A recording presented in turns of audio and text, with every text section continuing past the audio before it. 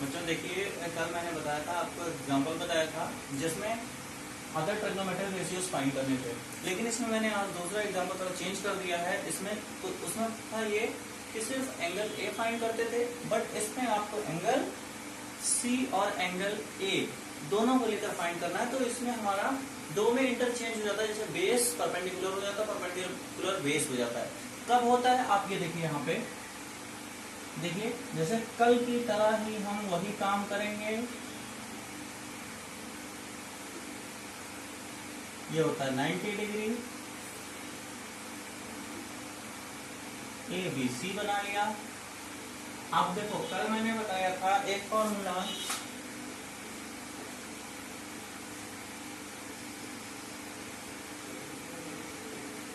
तो साइन का ये होता है मतलब परपेंडिकुलर अपॉन हाइपोटेन्यूज।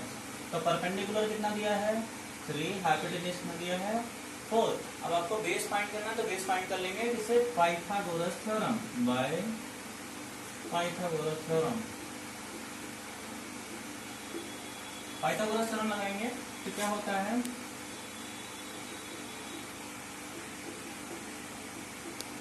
ये होता है हाइपोटेन्यूज का स्क्वायर इक्वल टू बेस का स्क्वायर प्लस परपेंडिकुलर का स्क्वायर, ये हो जाता है। फिर देखते हैं क्या होता है, AC का दिया है वैल्यू 4 का स्क्वायर इक्वल टू AB निकालना ही है, प्लस BC की वैल्यू दी है 3 का स्क्वायर कर देंगे तो AB स्क्वायर इक्वल टू क्या हो जाएगा 16, ये हो जाएगा 16, इधर प्लस में था इसको इधर भेज देंगे -9, तो कितना आ जाएगा 7। AB का स्क्वायर हो जाएगा, तो AB की वैल्यू क्या हो जाएगी √7, क्या हो जाएगी √7, तो इसकी वैल्यू क्या आ गई √7। अब आपको एक चीज बताते हैं, आप क्या फाइंड करना है, cos A। जब एंगल ये वाला लेते हैं तो उससे एडजेसेंट एक होता है हाइपोटेन्यूज और दूसरा होता है बेस। अगर ये वाला एंगल ले लेंगे C तो बेस हो जाएगा BC और हाइपोटेन्यूज तो वही रहेगा, हाइपोटेन्यूज कॉमन है। तो देखिए cos A is equal to क्या होता है बेस अपॉन हाइपोटेन्यूज। तो देखिए एंगल A लिया है तो बेस ये हो जाएगा बेस अपॉन हाइपोटेन्यूज, इसका मतलब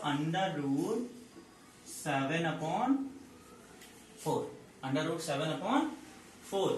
फिर अगर cos C निकालना है यहीं पे, देखो वैल्यू चेंज हो जाएगी बेटा, cos C निकालना है तो cos C के लिए एंगल ये वाला ले रहे हैं, फॉर्मूला तो वही है बेस अपॉन हाइपोटेन्यूज, लेकिन इसके लिए बेस हो जाएगा ये, क्योंकि जो एंगल से जुड़ा होता है साइड उसी को बोलते हैं बेस एंड हाइपोटेन्यूज। तो ये हो जाएगा 3/4। अब हमें क्या निकालना है, साइन C निकालना है। साइन A दिया था, अब ये नहीं होगा कि मतलब उसका वैल्यू साइन C हो जाए, लेकिन ये होगा परपेंडिकुलर अपॉन हाइपोटेन्यूज। तो इसका क्या हो जाएगा, इसके लिए साइन C के लिए परपेंडिकुलर कौन सा हो जाएगा ये, तो परपेंडिकुलर अपॉन हाइपोटेन्यूज तो क्या हो जाएगा √7/4, ये वैल्यू हो जाएगी। फिर अगर tan C निकालते हैं,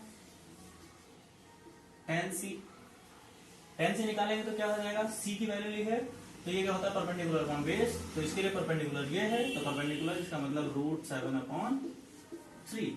ये हमारी सारी वैल्यूज हो गई। अगर यहीं पे अगर tan A भी फाइंड करना हो सपोज, तो tan A फाइंड करेंगे तो ये वाला एंगल लेंगे, इसके लिए परपेंडिकुलर ये हो जाएगा, तो इस वैल्यू पलट जाएगी। Got it?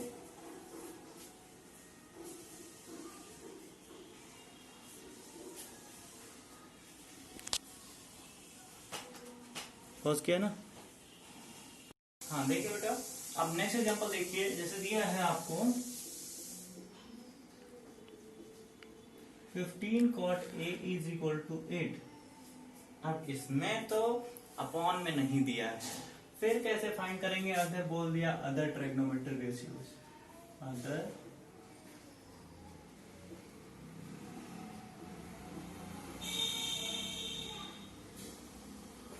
Trigonometric ratios find करने हैं।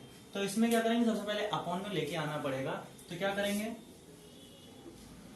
15 cot A is equal to 8 दिया है, तो cot A is equal to क्या लिख देंगे 8/15। ये कैसे आया? क्योंकि ये यहाँ से मल्टीप्लाई में था, इसको भेज दिया डिवाइड में, तो 8/15 हो गया। अब मेन चीज यही कर देंगे, ये करेंगे क्या होता है, cot is equal to base upon perpendicular, क्योंकि ये होता है कॉट इधर से, तो बेस अपॉन परपेंडिकुलर, तो बेस कितना दिया है 8, परपेंडिकुलर कितना दिया है 15। बस वही काम फिर से AC फाइंड करना है, तो AC square is equal to AB square plus BC square, Pythagoras theorem लगा देंगे। तो AC स्क्वायर AB स्क्वायर क्या हो जाएगा 8 का स्क्वायर प्लस 15 का स्क्वायर, ये हो जाएगा 64, ये हो जाएगा 225, स्क्वायर कर देंगे तो कितना आ जाएगा,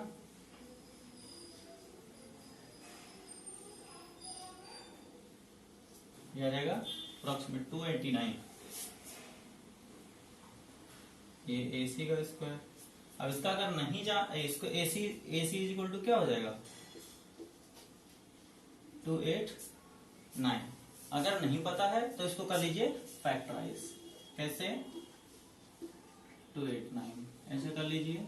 तो ये यहाँ ऑड है तो इवन से कट नहीं सकता, तो 3 से काटिए, 3 से नहीं कटेगा।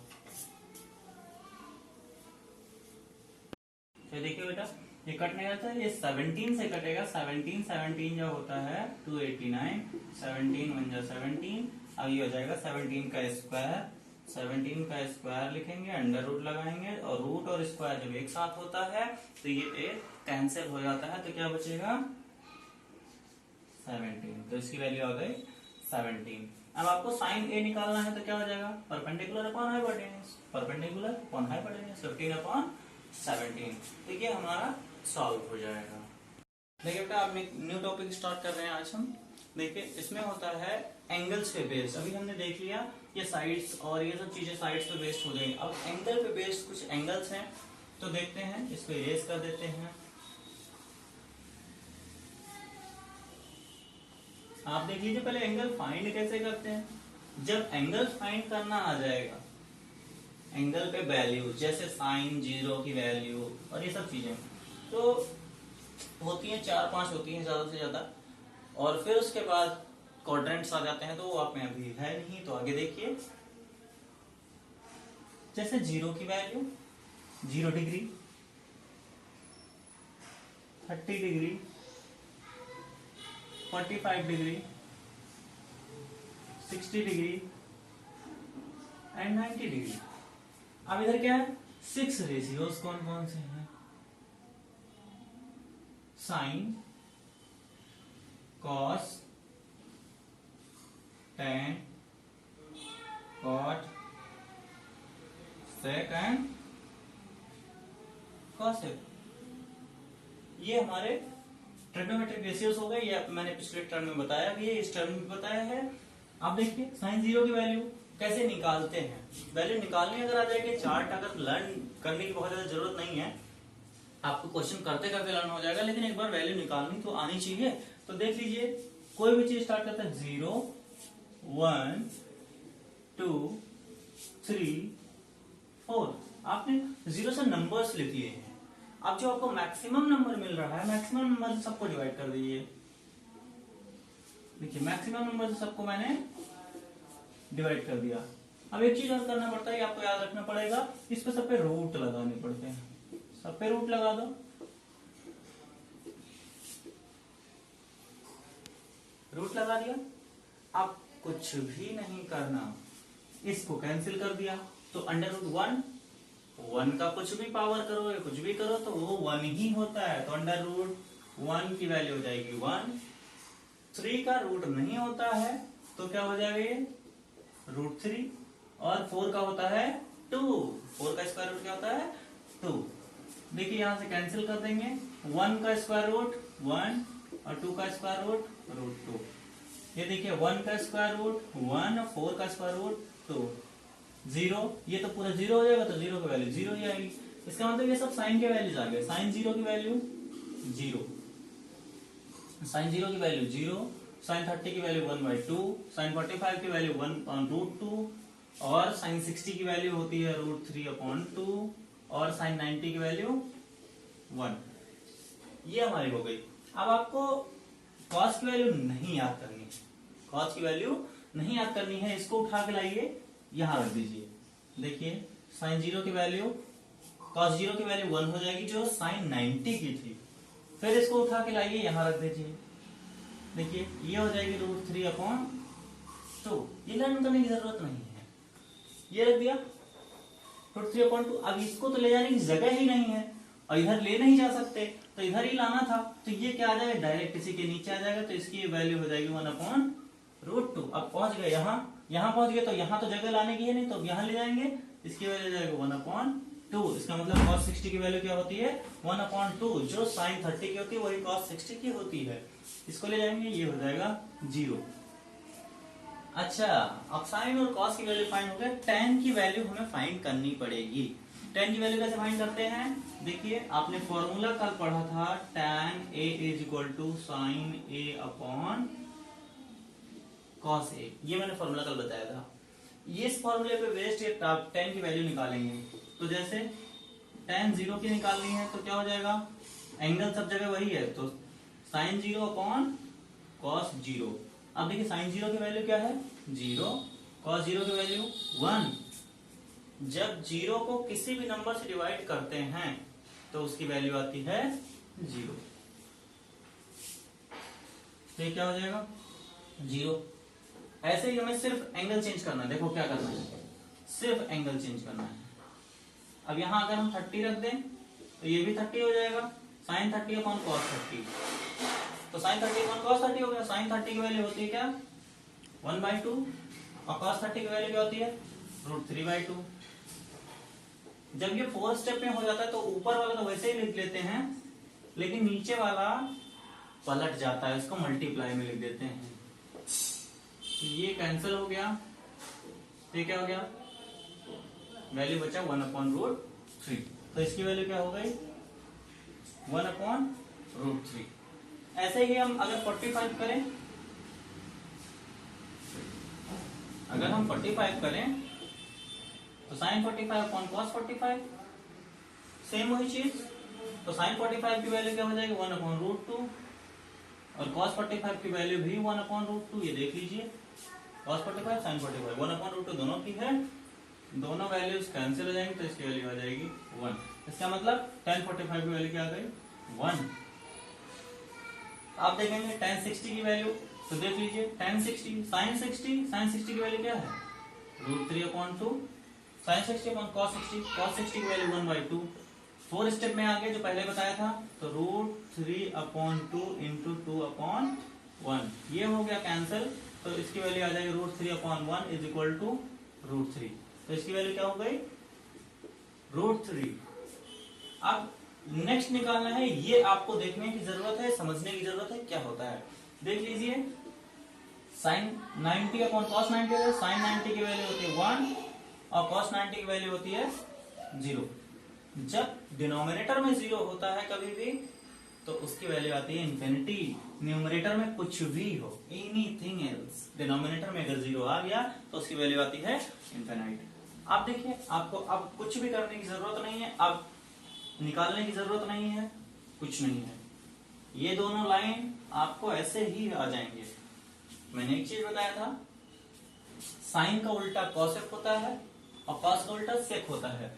तो साइन का उल्टा कॉसेक, तो मतलब कॉसेक की वैल्यू निकालनी है, नहीं अभी तो कॉट की भी निकालनी है भाई, हाँ tan की निकाला, tan की निकालते जैसे ही साइन और कॉस में खींच के लेके इधर रख दिए थे, इसमें भी खींच के लाओ रख दो, इसकी वैल्यू क्या हो जाएगी इन्फिनिटी। इसकी वैल्यू क्या हो जाएगी √3, इसको जगह नहीं है 1, इसकी वैल्यू 1/√3 और इसकी वैल्यू 0।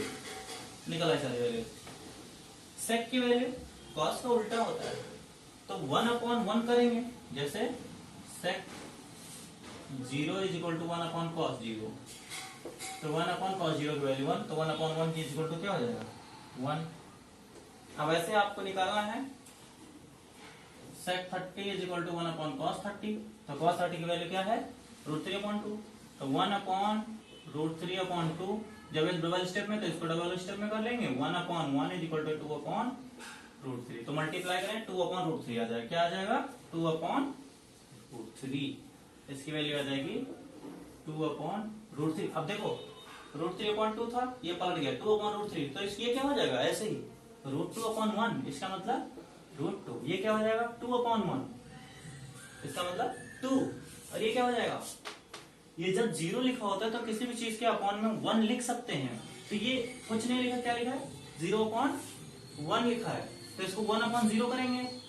और जब डिनोमिनेटर में 0 होता है तो क्या होता है? इन्फिनिटी। फिर यहां से वही काम, इन्फिनिटी 2 √2 2/√3 एंड 1। ये काम आज आपको करना है, उसके बाद हम कल पढ़ाएंगे इसको अप्लाई कैसे करते हैं, इससे क्वेश्चंस कैसे सॉल्व करते हैं, ये हम कल बताएंगे।